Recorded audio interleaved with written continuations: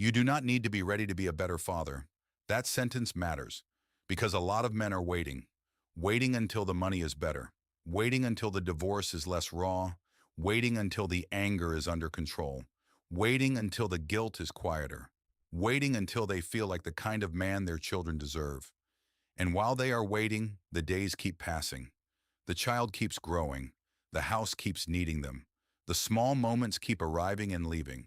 Bedtime, breakfast, the drive to school, the apology that should have been said yesterday, the phone that should have been put down, the look on a child's face when they are asking, without words, "Are you here with me?" Most fathers are not ruined by one great failure. They are worn down by small moments they keep missing, and then they call that shame. Listen carefully. Shame says, "I am broken." Responsibility says, "Something needs repair." Those are not the same thing. One traps you in the past. The other puts a tool in your hand. The work of fatherhood is not to become a perfect man before you begin. The work is to begin while you are still tired, still ashamed, still uncertain, still carrying things you do not know how to name.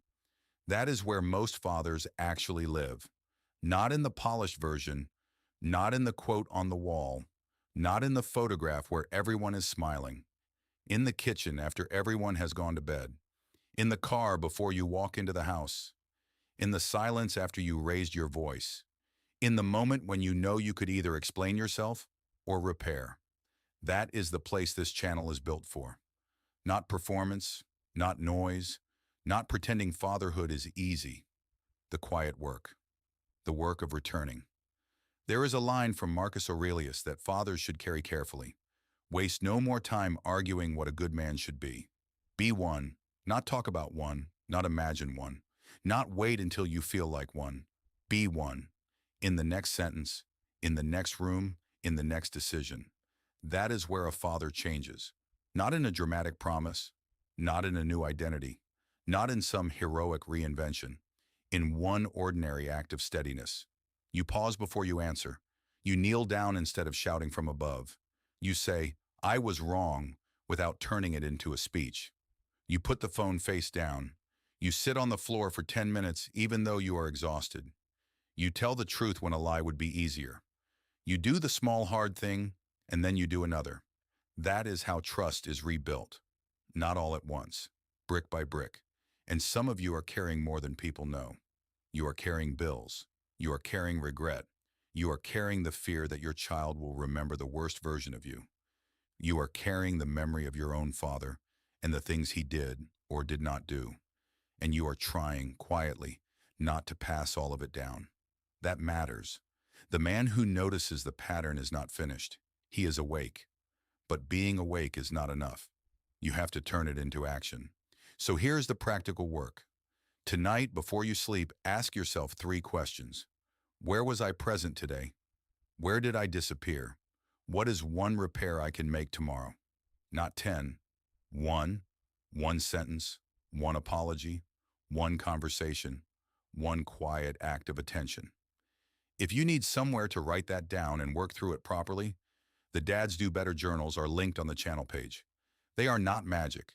They will not do the work for you. They are just a place to stop, tell the truth, and return to the standard you are trying to live by. And if you do not buy anything, still do the work. Take a scrap of paper. Use the back of an envelope. Open the Notes app on your phone. Just write the truth somewhere. Because an unexamined day repeats itself. And a father who never stops to look at the pattern eventually calls the pattern his personality. It is not. It is a pattern. And patterns can be broken. Slowly. Honestly.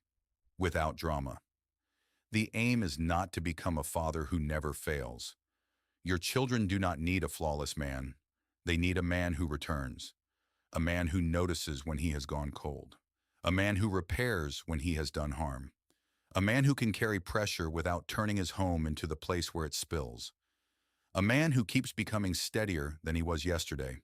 That is the standard, not perfection. Return. So start there, tonight. One thing to notice, one thing to repair, one thing to carry better tomorrow. You do not need to be ready. You need to begin. Dads do better.